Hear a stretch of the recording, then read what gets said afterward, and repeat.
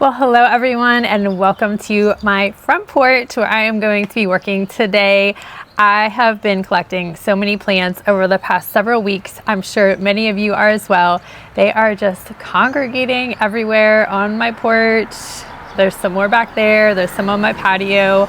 I have really got to get going on getting these things in the ground. We have had so much rain again. We were in a little bit of a dry spell there, but now the rain is back on, and I see rain in the 14-day forecast almost every day. So we're just gonna have to deal with the rain and do some rain planting. It's not raining right now, but it is very wet and very cloudy. So not a very sunny day to be working, but sometimes those are the best days to be working. So I am gonna see what I can get done in this front porch area. I have a lot of goals, but not a lot of time. So as usual, it may not all get accomplished, but I'm gonna flip you around and just show you what I've got here and what some of my plans are. I have my 3 Boston ferns for my wire baskets that are hanging, which are fernless, and yes, have been driving me crazy. So it'll be nice to get my ferns in the baskets. I have a whole bunch of stuff down here to kind of arrange, and this whole stash of plants. Now this is not all going in my front porch. I'm not going to show you everything because I will wait for another video to show you some of the things, but I do have a bunch of things to either get in the ground or put into pots. One of the big things that I'm going to focus on today are my ferns and my Sunpatiens. I do Sunpatiens in my front porch area every year. I absolutely love them. I think they are one of the best annuals you can use in the ground. So much less finicky than petunias. They hold up so well for me. They are rabbit resistant, they are bug resistant, just all of those wonderful things. I love them. So I'm gonna focus on getting those in the ground here. And I have a pot down here I'm gonna show you that I want to fill today as well.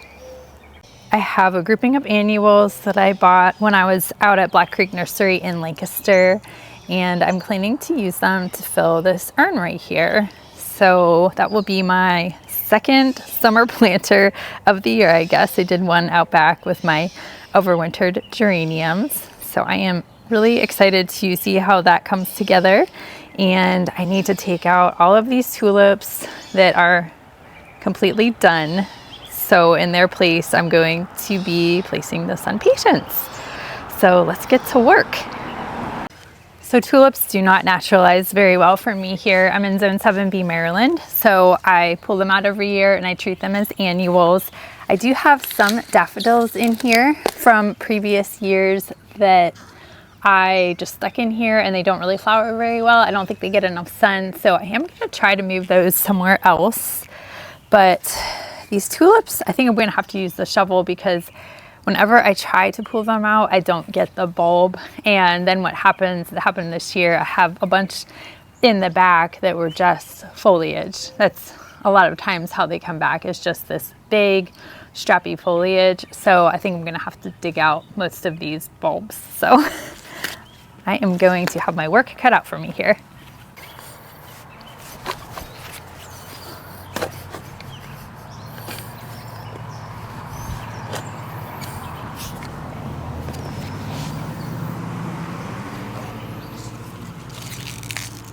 All of this wet ground is going to make it much easier to dig these out, but I am having trouble. I realized with these, I'm still not finding some of the bulbs. So I may still have these guys try to come back next year. That's what happened this year.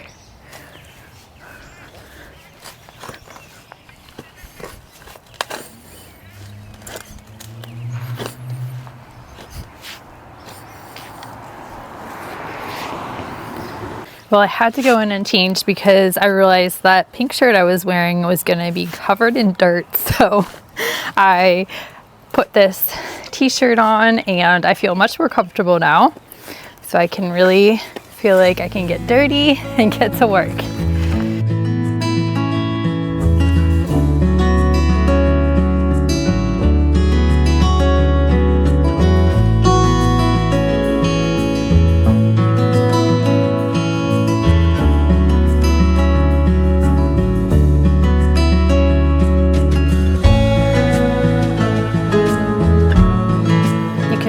the clay soil coming up as I dig. So we definitely deal with clay soil, but it is probably at least 6 inches down. So we do have a really nice layer of good soil in here.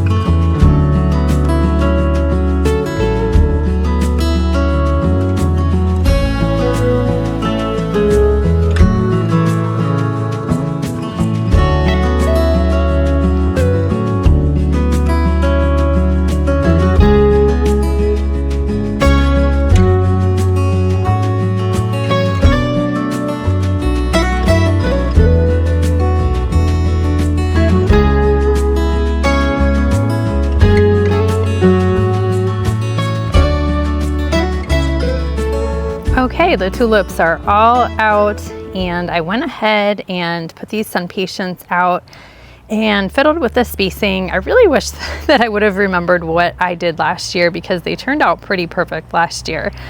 But this year I'm gonna go with 20 inches. I think that way they will just overlap each other enough to form a solid hedge in this whole front area.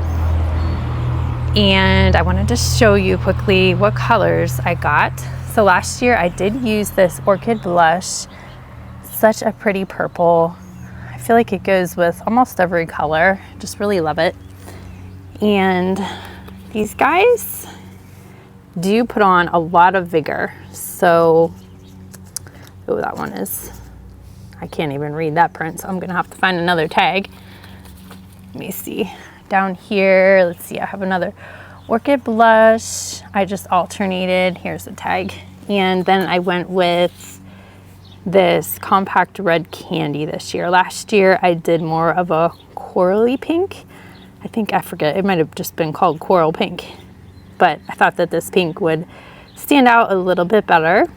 And so you can see, if you can read that, the garden height is anywhere from 14 to 30 inches tall, and the width anywhere from 12 to 22 inches wide. So they do put on a lot of growth over the summer. It takes them a little bit of time to get going, but when they take off, they really take off. So these will look super pretty in front of the boxwood. The boxwood are doing well. I recently put these in here a few weeks ago, I guess. Now I transplanted some, and some I got at Costco, which is why they're different sizes. And I have the Nandina right back there that I keep saying I would like to replace. I've been saying a hydrangea hedge, but you know, there's a whole year until I want to do this. So my opinion or my ideas could change over the course of a year. But I just love these Sunpatiens. They are fantastic. They are resistant to bugs and slugs and rabbits, and do well in part sun, and just, they're my favorite annual. So I am excited to get these in and get them growing.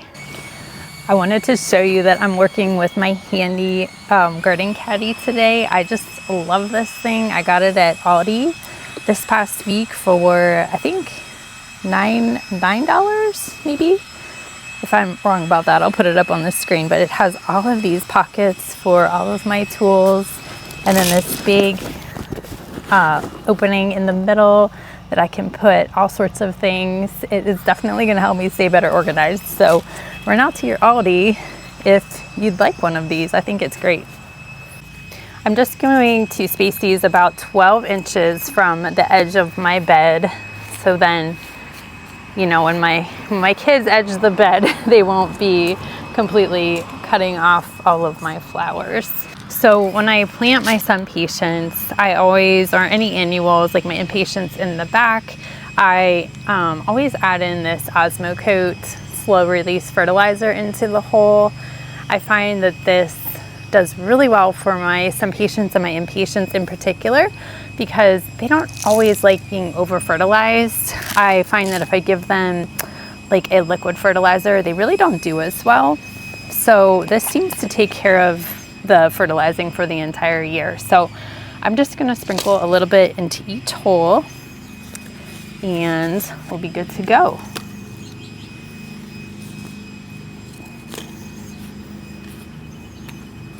My soil is nice and loose from digging out all of my tulips, so this is gonna be super easy. So I just take it and sprinkle a good amount in the hole.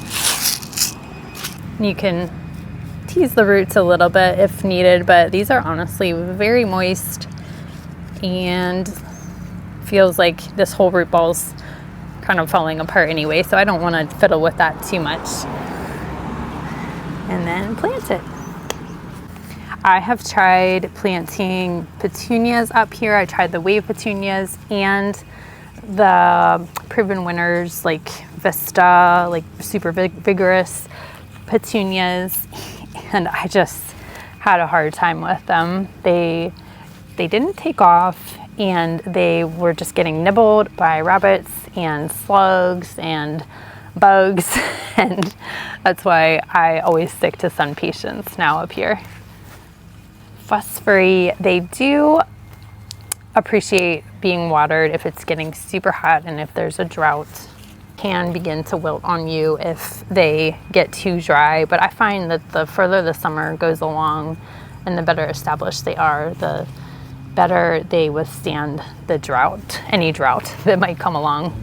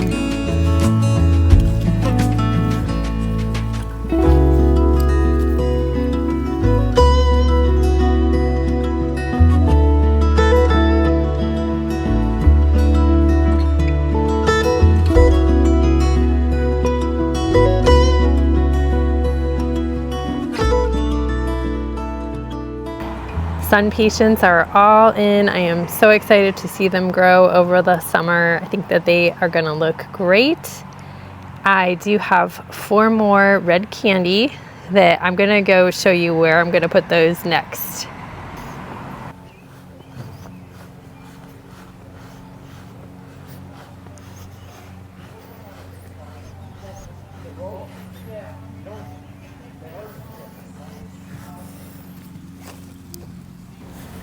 I decided that I think that I'm really gonna love them right here in front of my incredible hydrangea on the side of my gate. I have another one right there. I probably could have gotten some for right there too, but I'm not gonna.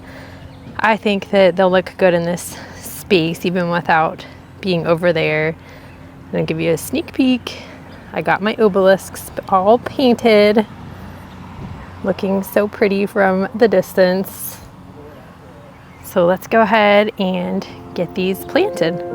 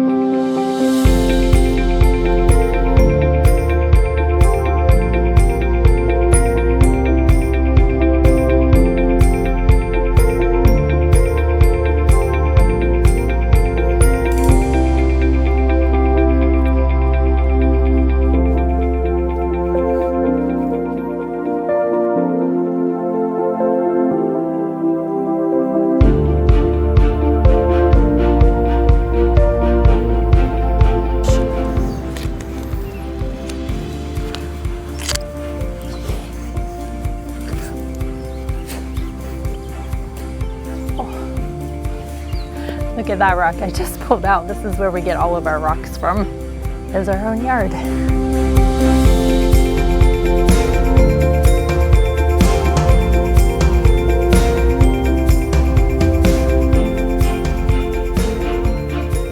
I think I'm really gonna like those there. It's gonna add an extra layer of color on top of those white blooms that the hydrangea will put off, and then I will have more annuals tucked in behind there in front of my viburnum, probably some zinnias, maybe some other things mixed in. So I really like that this is gonna be a solid color, because that's probably gonna be a mixture of colors back in there, but I think I'm really gonna like it. Okay, I'm only gonna get this container done and my ferns done. Those are my only goals for the rest of the evening. It's getting kind of late. But for this container, I picked out some annuals. My mom and I went to Black Creek Greenhouse in Lancaster County a couple weeks ago, and I just threw a bunch of plants in my cart. I got a cart full. I felt like it was so crowded, and there were just so many plants that I don't always think completely clearly in those situations. And my mom was kind of trying to help me, but she was also trying to shop for her own stuff. So I'm not quite sure how this container is gonna go. I know that I have a lot more plants than I probably should have for this size container, but we'll see if I need to whittle down some, get rid of some. But I have this beautiful pink geranium that is going to be kind of the centerpiece of the pot, of the container. And then I have this Super Bells punch. Actually, I'm going to move you a little bit closer. I have this beautiful Super Bells Blue Moon punch. This is a Calibrachoa, proven winners. I have a lemon coral sedum. This is that gives you the habit on the back. So the lemon coral sedum is mounding and trailing. And this Calibrachoa that I just showed you, I forgot to show you that tag, is mounding and trailing also. And I got an ivy. This is just, I guess, like a basic Boston ivy. I got a Biden's Campfire Marshmallow. Super pretty. And this one is mounding. So this one will not be trailing. And then I really wanted to try an angel wings to see how that would do in my area. I'm not sure. It says that they can take full sun, but I'm not quite sure how it will hold up to the heat. This area is kind of a part shade area, so we shall see. But I've seen these used in a lot of pots lately, and I'm just curious how it does. So this soil is from last year, so what I'm gonna do is take out about half of it and then add in half fresh potting soil, and I'll probably sprinkle a little bit of Osmocote in here as well, just to give it some extra slow release nutrients. So right now I just typically use Miracle-Gro for my containers. I know I've talked about this before, there's other higher quality potting soils out there that I would love to use, but then sometimes I do for my veggies. Look at that. That's from last year. Oh my word, that root system. I think that was from my begonias. Last year I had begonias in this pot, so this will be interesting to try something new. Try in more of an arranged container instead of a single flower container. But I do use a higher quality potting soil for if I'm growing veggies or herbs, things that are edible. For my flowers, right now I've stuck with Miracle-Gro. I may change in the future if finances allow, but right now it's working for me.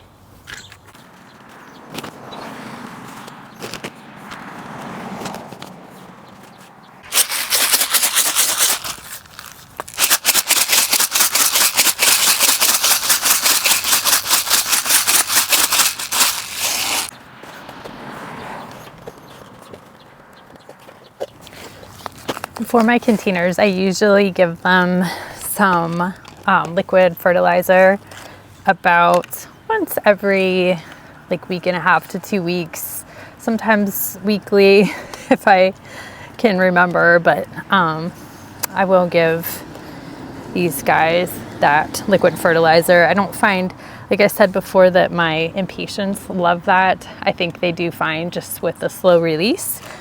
But the containers, the ferns, definitely benefit from that quick shot of nutrients on a more frequent basis.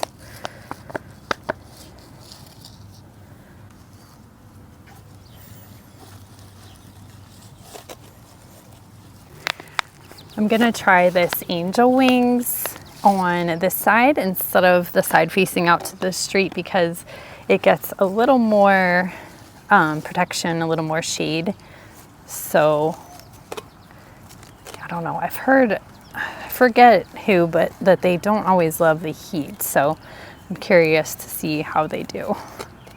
And that one, that one is a little big for this container, but I'm just smushing it all in here. All right, guys, I am looking at this container and I had way too many plants. I think that this combination right here is looking beautiful. And I think that if I just add in this gold sedum, this lemon coral sedum right there, I think that that is enough, allowing this geranium to really kind of stand out. And yeah, I think that that's going to be just fine. And I'll just save the other things for another container.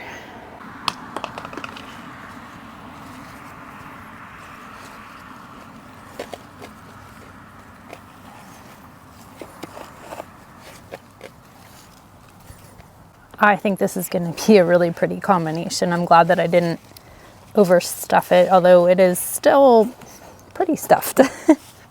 But I think this is going to be super pretty. The purples and pinks are just complementing the Sunpatiens. It's funny because in my front, I tend to go a little more reserved on the color. I like a lot of pinks and purples and whites and this silvery foliage kind of plants with some, I'm slowly adding some perennials that add more color. But in the back, I tend to go real crazy with color. I do like a lot of color, but I also like a little bit more of a refined palette. Also, I like everything. So sometimes it's hard to decide, you know, which way to go, but I don't think there's any right or wrong answer. Just do what you love, do what you want. I think you can do something different in the back than what you do in the front. I don't think there's anything wrong with that. It's kind of fun to play around with different colors in the front and the back. So just do what makes you happy and brings you joy, brings you peace when you're in your gardens. Don't feel like you have to compare to everybody else's.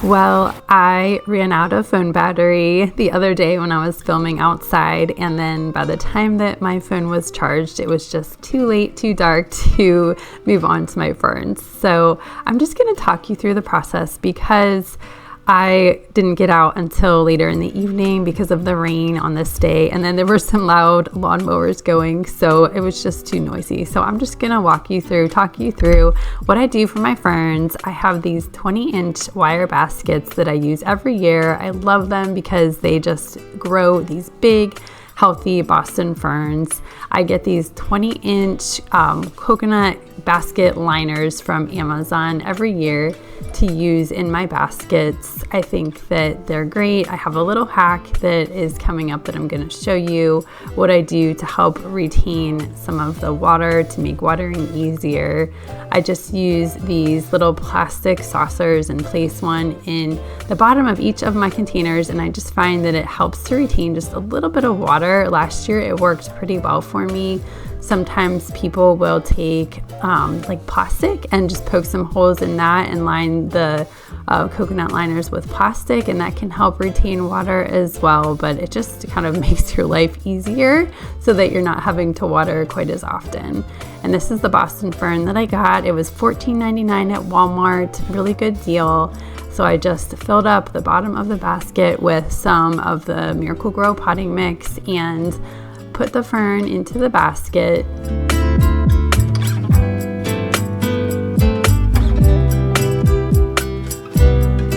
I realized that the fern was a little too high for the basket, so I took out my handy bread knife and just cut a little bit off of the bottom of the fern. You really cannot kill these ferns. They are super resilient. You can divide them, split them, cut them, do whatever you need to do with them, and it would just make the watering process a little bit easier.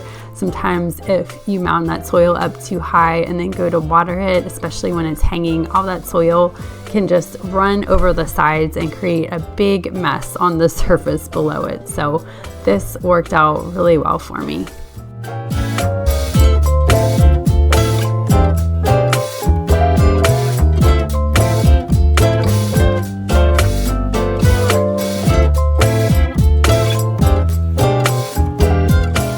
So I'm just going to make sure that I fill in all of the gaps really well with soil so that there's nothing remaining, so that there's lots of room for these ferns to put on lots of growth. They will get really big. As far as care over the summer, I usually try to fertilize them with I usually use a Miracle-Gro liquid fertilizer, and I'll usually try to give them that every probably 2 weeks, every 1.5 to 2 weeks on average. They do like to be fed a lot. So make sure that if you want your biggest fern possible, that you are feeding it throughout the summertime. It's also really important to note that these Boston ferns love shade. They will not do well in full sun. If you want a more full sun tolerant fern, definitely check out the Kimberly Queen fern. That is a much more versatile fern, but these guys really love their shade.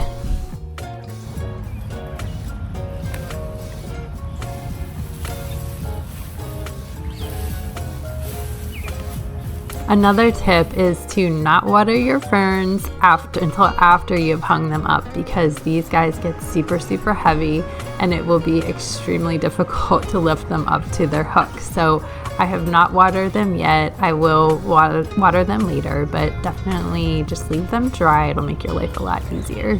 Well, that about wraps up part 1 of my porch project. I'm super excited to see these Sunpatiens fill out and start looking beautiful. I love my planter, my geraniums are already looking so good, and my ferns. I just love hanging these ferns on this porch every year, and they will get really big over the course of this season. So I am glad to have that checked off my list. And next, I will work on the inside of my porch. That will be my next video. I have lots of cute things planned for up there, and I am excited to show you. But it is late.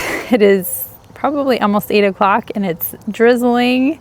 The rain is supposed to continue through tomorrow and maybe even into Saturday. So I hope that you guys are getting some dry weather where you are, or just embracing the rain if you have a lot of it right now.